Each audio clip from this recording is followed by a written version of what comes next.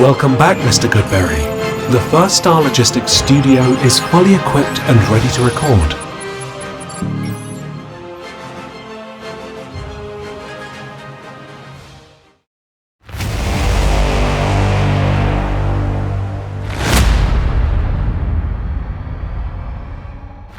It is draft week, finally here. Let's set the table for Thursday night's round one. The Bengals pick 18.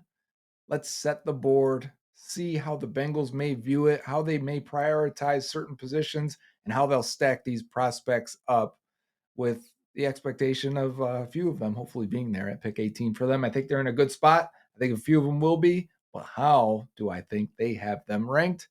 This is the episode for that. This is episode 78th, Anthony Munoz episode of Bengals on the Brain, presented by First Star Logistics. And speaking of First Star, we have a live show for you Friday night for day 2 of the NFL draft. Make sure you tune into that. You'll find it here, but there's going to be giveaways and a lot of fun. All the guys from the First Star Network will be joining up and having one day 2 show where the Bengals have 3 picks. Don't forget that. They picked number 49 in round 2, number 80, and number 97. But we'll set that table when it's time. That'll be the next episode. This one, we're going to set the table for pick 18 for the Bengals. I'm going to use my spreadsheet, our draft spreadsheet that we been filling out that we had the last episode on.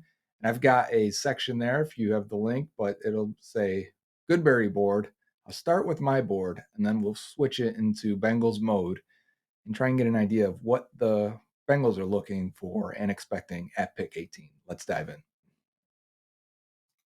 So if you've never seen this and how the board is stacks up, if you look to the left here, we have our tiers.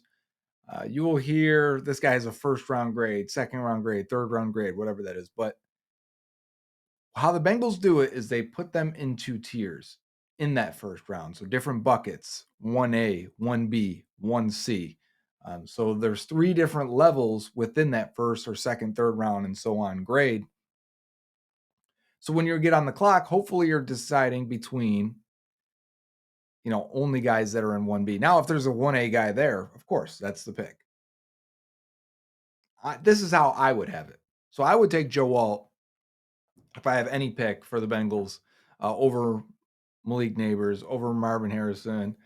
Let's say we pick third and we have our choice between all of these guys. I would say let's take Joe Alt, let's get the trenches fixed, and let's move on with our lives, right? Some people may say, no, take Neighbors, take Harrison. I guess a few people probably would say Brock Bowers. But I would take the receivers over a tight end due to positional value. But I'd go tackle, then the receivers, then Bowers. I think those are the elite players in this class. And I said, I'm going to set it for me how I view it, and then I'm going to tweak it for how I believe the Bengals may view it. And actually, I think it may overlap more than I realize now that I'm reading it. So in the B category, the next tier down, Olu Fashanu from Penn State, the tackle. Quinion Mitchell, the corner from Toledo, small school guy, but whenever those small school guys go in the top 15, they're typically worth the pick. Tali Fuaga, I've been calling him Fuanga. He pronounced it that way. Now I see people writing that it is just Fuaga. So we'll figure it out. Byron Murphy, the defensive tackle out of Texas. Yes, I would take him over Johnny Newton just for the fact that he tested, and I am sure that he is an elite athlete. Johnny Newton would be next for me, though. If these guys are gone, let's say realistically Murphy's gone up until Murphy's gone, I'll take Johnny Newton. I'm that convinced that he'll be that good. And I think he'd be a player that would just take this defense and add it or send it to a new level. So talk about a guy who can pass rush, and even against the run, I think he's getting a bad rap. He may play with poor leverage at times, but overall, I think is a very good disruptive player. Terrion Arnold, I think it can be a cornerback 1. You see how high he grades for us, but Terrion Arnold to me, not just the physical tackling leader that you want in the back half, but I think he's a really good cover guy as well. Cooper DeJean, same thing. I think a rare blend of playmaking, coverage ability, speed, tackling. I mean, he's got the blend of a corner 1 type. I think all 3 of these guys could be, if they're Pro Bowl upside, multi-time Pro Bowl upside for Arnold, Mitchell, and DeJean, that's exactly how I would have it as well. I agree. if you believe they have that upside, I'm with you. So 1C. So how many guys is that? 1, 2, 3, 4, 5, 6, 7, 8, 9, 10, 11, 12. That's only 12 players in tier 1A or 1B. If we expect 4 quarterbacks to go at minimum, that's 16 total players. Bengals pick 18th. Now, 5 quarterbacks go, great. Now we can get even closer. That's 17, which may happen. Some talk about Michael Penix Jr. could be to the Raiders or even possibly higher. So the 1C category. These are I would take them in round 1. Well, hopefully we don't have to get too far down this list. These guys have issues in their game or their profiles, and while I would take them, I like the parts of their profile because they're missing something or because they're not perfect fits. I put them in the 1C group, like Amarius Mims, right? He's got the length, the size, the strength, the athleticism that you look for at that position. If you could draw it up, you would draw it up to look like Amarius Mims. Having said that, very limited tape. You don't know, how good he's going to be because I really don't have a baseline while watching tape. If he's very good, average, below average, I can't tell. There's just not enough snaps. There's not enough consistent quality of tape to really weigh him and figure out what he is. JC Latham, really like him on tape, but I know he's not a great athlete, and I know he didn't test athletically, meaning that puts him in a bucket of guys that are unlikely to make the Pro Bowl. And I don't want to pick from that player if I don't have to. Now, you may have to. You may get in a situation where these 16 are gone, and I don't expect Newton to be gone, but if these 16 are gone, and then you're picking between Mims and Latham, or if Mims is gone and you're left with Latham and the guys below, well, guess what? I'm taking JC Latham in that scenario. So this is how I would have it. I'd have the defensive ends lower. Leatu Latu, probably the best defensive player in this class. Maybe Byron Murphy is. Maybe the corners are, but maybe I should just say he's the best edge. The profile for him is super strong, but he's older, and the Bengals don't typically go that route. If the Bengals were going to go at the end in this class, to me, it would be. Now, I don't know if Dallas Turner is a perfect fit, but I think it would probably be a Chop Robinson if they get him in a trade back scenario. If they had to go back to like 28 and Chop Robinson was still there, I could see the Bengals being interested. But I've got Chop Robinson in the 2A category. So I got Latu and Turner, and then Kool-Aid McKinstry, who I think could be a very, very good corner. Nate Wiggins, I feel the exact same way about the two of them. Good profiles, starting corners should be fine in the NFL. They shouldn't have too much issue with either one of them. I really like Kool-Aid a little bit more than I do Nate Wiggins because I think Kool-Aid has answered the bell at every call from being a high recruit prospect, starting right away and having 3 strong years at Alabama, which is not easy. I mean, that's for all of what Alabama does, I think their secondary players come out game ready, NFL ready. After that, I would have Graham Barton, who I think could be a Pro Bowl guard or center. Jackson Powers Johnson, I think can be a Pro Bowl center or guard, I guess. He's 330. And then Jared Verse be the final guy in the 1C group. For me, I would hope to pick between this group and not have to ever drop into the 2A, obviously. That would give 17, 18, 19, 20, 21, 22, 23, 24, 25. That'd give you 25 options. You could even trade back to 29 if 4 quarterbacks go. I don't expect to get that low in round 1, but that does say that, hey, there's a lot of guys in the first round that I would like to have. If I was an independent team, for sure, if it wasn't the Bengals and we were picking 24th, I'd be excited about where we picked this year in the first round. If this was the Bengals picking 28 last year, I think Jared Verse, let's say being that last guy, I think Jared Verse is much better than Miles Murphy. So think about that as a comparison. I expect Verse to be gone. Maybe Chop Robinson's a better comparable to Murphy. And again, I think Chop is better than Miles Murphy. So that is how I have it. How do I think it differs from the Bengals? Key, right? I would put Brock Bowers in the 1B grouping and say, okay, and I'll fix this and put this back probably at the end if you look in the spreadsheet. I would say this is probably fair here. Do I think the Bengals would have Joe Alt over Malik Neighbors and Marvin Harrison and Roman Dunze? Not 100% sure. I'm not going to debate it too long because I don't think this will even be a decision for them at all. But they've already done the Penei Sewell and Jamar Chase thing. I think, not that you need to rectify it, but I think if you were presented with that option again or that scenario again, you've already done the receiver. go for the tackle this time. So I'm going to keep Joe Alt number 1. And I could see the Bengals having Neighbors over Marvin Harrison Jr., but I'm not going to. It could be what I mean is a lot of people are going to have that. Even he graded higher for us. But the testing is the only reason Harrison did not grade higher than Malik Neighbors. And we've seen Bengals don't care. They will take guys in the first round that have not tested. Now, here's the scenario where everyone asks, will the Bengals take Brock Bowers at 18 if he is available? I would say yes, unless there's a few guys here that could be available first. And I think the first one here is Ola Fashanu. If he is available, I think the Bengals will take Ola Fashanu over Brock Bowers. Say those two are available. And I've seen a mock recently with that as the option. And Fashanu went, I think, 18th or 19th afterwards. I'm going to make sure I say his name correctly.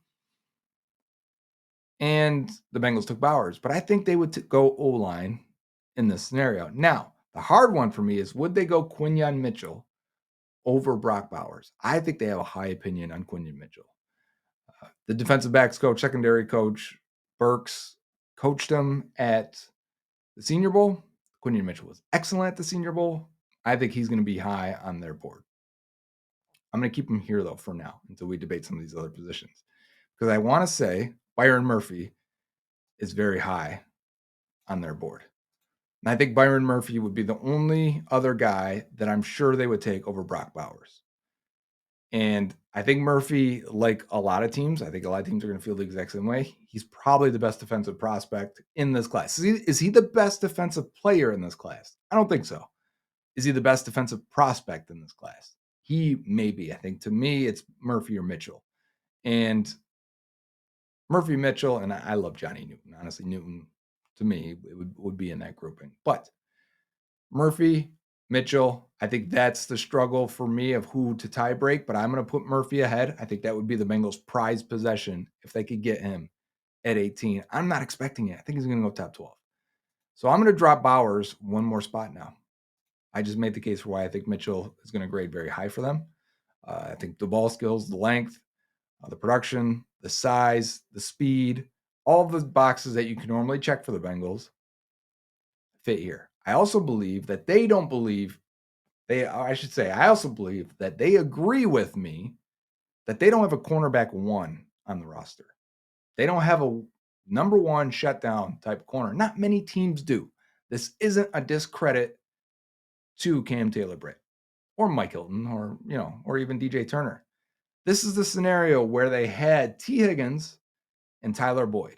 T. Higgins being Cam Taylor-Britt, Tyler Boyd being Mike Hilton. And they saw Jamar Chase there and said, we don't have that. We like our receivers. We don't have that guy. We don't have that ability on our roster. I think Quinyon Mitchell would represent that. And while Brock Bowers would also, I think all of these guys, they don't have an Ola Fashanu. They don't have Byron Murphy. They don't have a Quinyon Mitchell. They don't have a Brock Bowers on their roster. And I'm going to keep Bowers at that spot right there and not move him any further. I'm going to keep this grouping as is. I'm going to drop down Johnny Newton in this grouping a little bit, because I'm gonna wind this grouping down just a little. Let me put Cooper DeJean down a little lower. And while I think the Bengals are open to corner, I don't know that Cooper is the one that they would take. But two guys I do think they would take into the 1B grouping, like I said, I would have these guys lower. The Bengals don't care about testing. J.C. Latham, Amarius Mims, I think would be a prize for them. Number one, because I've heard them use this logic before. When you can get a guy that would probably be drafted much sooner, or you're having a season that was down from your expectations, like we don't expect to pick 18 again, right? It took Joe Burrow being injured. The chances of getting an Amarius Mims in a normal year for the Bengals during this run is probably very, very, very slim. A guy like that if he was back in college for one more year and progressed and became a dominant pass blocker and even got better as a run blocker too, let's be honest. Guys that are that big sometimes struggle to run block, and I think he did in a lot of ways. Despite being strong and long and athletic, leverage is a key thing for blocking. I think they'd be high on Amarius Mims. I think Amarius Mims to them would make a ton of sense.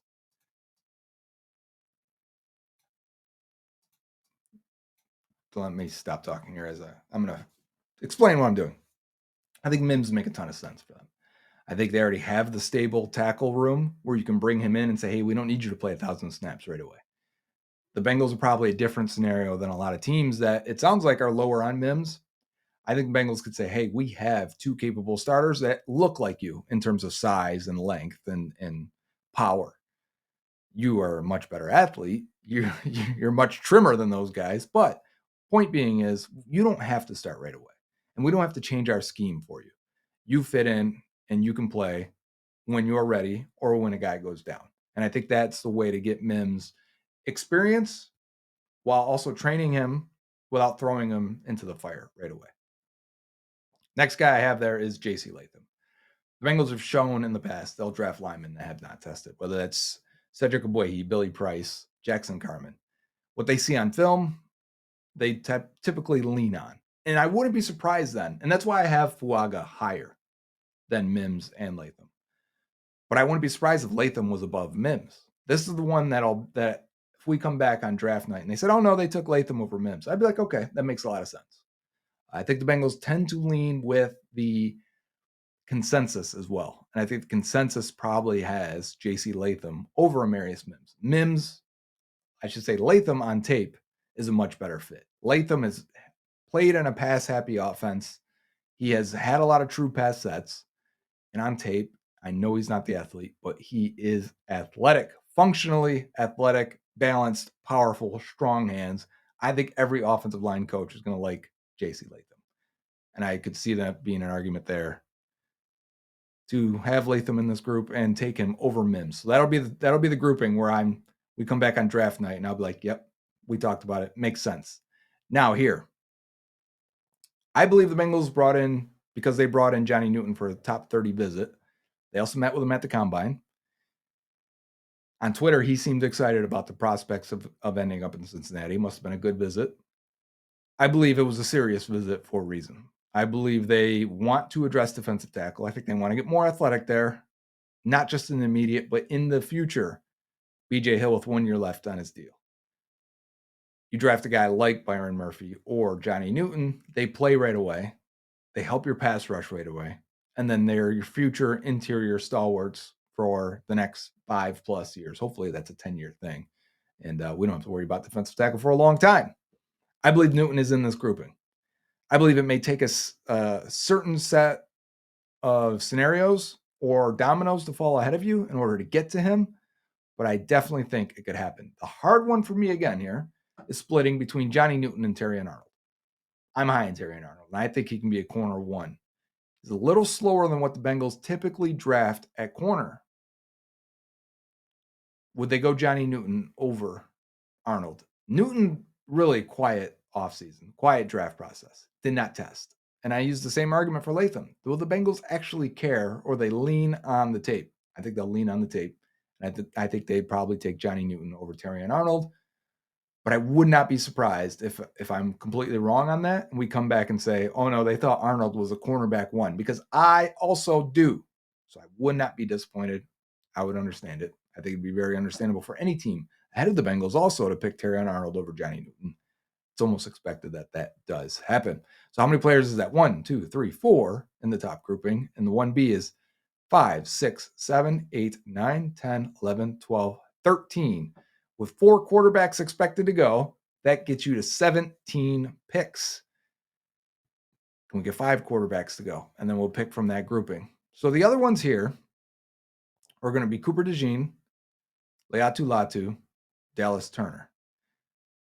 Does Leatu Latu or Turner for the Bengals, because they just spent a first-round pick, do those guys make sense for the Bengals? Whoops, we don't want to do that.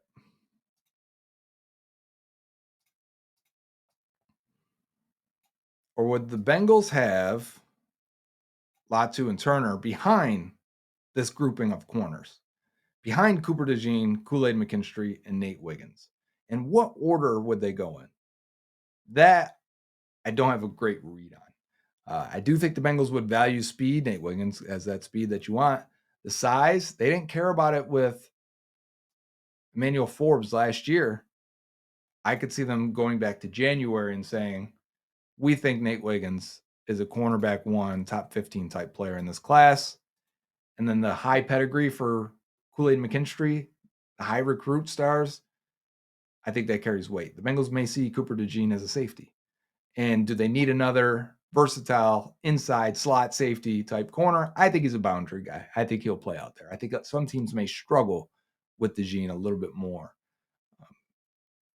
And the mixed opinions of if he's a safety or a slot or an outside guy could make him fall to number 3 in this grouping. But that now gets us to numbers 18, 19, and 20. And I believe that's how they'd have it. Well, bonus player here. Someone I have talked about. We did the video and we said on tape, I don't love Troy Fautanu. Fautanu. I'm trying to say that correctly. Trying to learn these guys as best we can. But I thought he didn't play with great length. I didn't think he played with great power. I don't think he had a good anchor on him. I thought he'd be better at guard. Do the Bengals agree? Or do they have him with this grouping above? Not only is he a 1C, but is he in the grouping with the 1B? Could he potentially be ahead of Johnny Newton and Terrion Arnold? Some teams will have him that way. I expect a lot of teams to have Fautanu over Johnny Newton. To me, I don't think the Bengals would play him at guard. I think they'd say, you're a tackle. We're going to play you at tackle. We're going to spend the 18th pick on you. You're going to play tackle. Bit stubborn with that. But I do think he could walk in and win that left guard position right now. And that is some of the value in him. But being one of the older offensive line prospects, the Bengals typically do draft with youth on their side.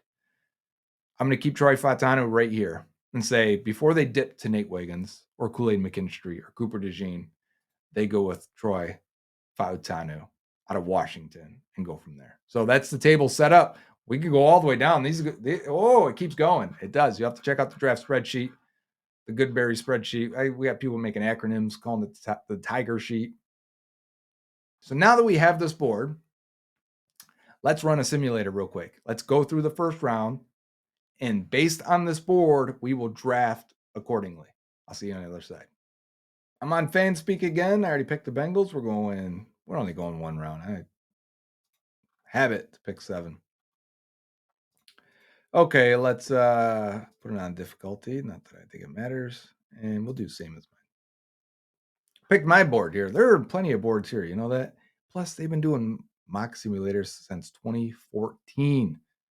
If you guys just started doing these recently, FanSpeak was one of the first. That's why I always use it. Good people over there. Okay. Now, again, we're going to use our board over here that let's start from the top as it rolls. Let's let it go a few picks. Right here, Caleb Williams. Let's pause it after 7 picks. Caleb Williams, Drake May, all gone.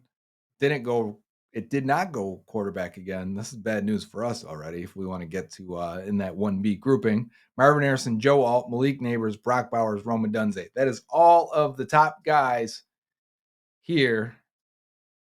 We are out on them as of now. Brock Bowers being the next one. All out, okay? As expected. We weren't expected to get any of those. All right. This is already going into the weird territory. Ola Fashanu, completely okay with him going number 8 to the Atlanta Falcons. Actually, that's a nice upgrade for them over Caleb McGarry. We'll see if Fashanu gets on the field or not. Dallas Turner, and then Amarius Mims. So there's Fashanu gone for us. Dallas Turner, which we had down here, which is okay with us. We'll take a 1C. This is how you end up getting in the 1B territory. And then Amarius Mims gone for the Bengals. That's probably if you were to pick right now, most likely pick at 18, I would say it's Mims. There goes Penix. So you're telling me we're not going to get Jaden Daniels? Can't do this. What is going on? There's Jaden Daniels to the Raiders. All right, I don't care where they come off the board, as long as they come off the board. Jared Verse, our last 1C guy here, now gone. So now we've ended up now with 4 quarterbacks because it's not J.J. McCarthy. All right, let's get back on the road here. Leatu Latu, Tali Fuaga, Quinion Mitchell, Cooper DeJean. We're getting offers for trades. So let's make sure we get this. Latu, Fuaga, Mitchell, and DeJean. Mitchell, gone. Fuaga, gone. And DeJean, gone. So, what's our scenario? Top guy remaining on our board in the 1B board is Byron Murphy. The next guy you would potentially consider, J.C. Latham, Johnny Newton, Terrion Arnold. To still end up with 4 guys in our 1B grouping is pretty good. We will take that every time. This makes the pick easy for us here. We don't get 2 guys right next to each other. Like if it would have, say Murphy was gone, say, another team took him and it ended up, Jared Verse was still there. If it was between Latham, Newton, and Arnold, then I think we'd have a little bit of a discussion. Do you take the guy who had good tape on the offensive line at right tackle that did not test? But then you could say the same for Johnny Newton. Did not test, great tape. Production scores also say it will be good. So that little bit of boost there. You don't really get production scores on the offensive line. Or take Terrion Arnold that hit every single check in the pre-draft process, plus has good tape, character, everything you want. Where would you go in that scenario? I think it's easy for us here to say Byron Murphy, and we're going to take Byron Murphy in a second here. But if it was the other grouping, who would you take out of Latham, Newton, and Arnold? Put your comment down there because that's the interesting discussion. I think that could go a lot of different directions. I think people would lean in a lot of different directions. Or would you dip into the 1C? Would yours look completely different? Let me know in the comments. I am interested. So we're going to take Byron Murphy. Easy pick for us. Easy. Byron Murphy, 14th overall on the board. Money. I'm going to see how the rest of this goes, though. Then went Chop Robinson, Nate Wiggins, Terrion Arnold, Jackson Powers Johnson, Kool-Aid McKinstry, Troy Afa'utanu, Tyler Guyton, Brian Thomas Jr., Ladd McConkey, Troy Franklin, Kamari Lassiter, J.C. Latham. Let me finish here. Come on. Latham, McCarthy, and Keon Coleman. McCarthy to the 49ers? What is going on with that? That's the weirdest one. Keon Coleman, also weird for the Chiefs. Latham going all the way to the Ravens. I'd rather them take Latham. Great fit, by the way, for them. But I'd rather them take Latham than Johnny Newton, which they did not take. And in this scenario, man, I'd love to take Newton. Yeah. I think our board worked out. We got Byron Murphy. I will take it. Good job, boys. Good job, girls. Good job, team. Everyone who's watching.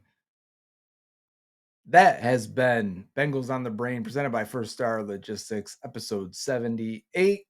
We set the board. We run the simulator. We draft accordingly, and it was an easy one for us this time. Byron Murphy, round 1 in that scenario. I will have one final mock that I'll present on Thursday. That'll be my final, what I think will happen, not just for the Bengals, but what I think will happen in all 7 rounds for Cincinnati. How they'll come away with it. There's a couple curveballs. There'll be a couple surprise picks. It won't go straight down the list of needs. It won't go nose tackle, wide receiver, right tackle, corner, whatever list you have of needs. It won't do that. There will be a linebacker or a safety or a quarterback, maybe. Not high. Just don't take one. Until next time. It'll probably be draft time by the time you see me again with the final mock for Bengals on the Brain.